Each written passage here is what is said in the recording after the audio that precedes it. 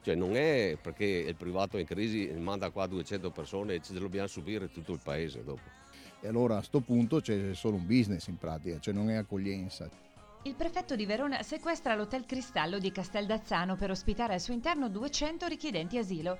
L'albergo è un 4 stelle con 93 camere di proprietà della famiglia Poiani, che nella città scaligera gestisce anche l'Hotel Monaco, dove da febbraio alloggiano un centinaio di richiedenti asilo. Ma se in quel caso i gestori erano consenzienti, questa volta è tutta un'altra storia. Proviamo così a contattare i proprietari, che non vogliono parlare della vicenda, ma ci inviano un comunicato in cui si ribadisce che non c'è stato alcun accordo.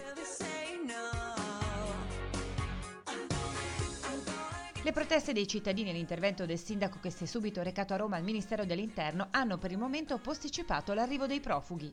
Cercheremo di ostacolare l'arrivo di questi finti profughi. Allora, se loro sono migranti economici, che facciano la fila nei consolati e nelle ambasciate per venire a lavorare o a studiare. I'm still about 1 year, 6 months ago.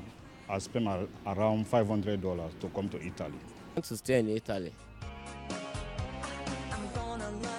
Io ho 2 figli migranti, sono tutti e 2 a Londra. Sono trovati il posto letto, hanno pagato nell'ostello la loro quota e poi sono trovati a lavorare. Questo è il vero migrante. Chi scappa dalla guerra è benvenuto, però ecco, non tutti questi migranti, fra virgolette, economici che vengono qua solo per farsi mantenere. Il sindaco intanto cerca di scendere a compromessi con il governo e presenta un progetto SPRAR, in modo che sul territorio non si superi il numero massimo di 36 profughi. Questo eviterebbe anche che in futuro altri privati con altri alberghi o strutture ricettive del mio paese andassero a bussare alla porta dei prefetti e che fossero fatte convenzioni per l'alloggio dei richiedenti asilo senza che il comune sappia niente, senza che la comunità sappia niente.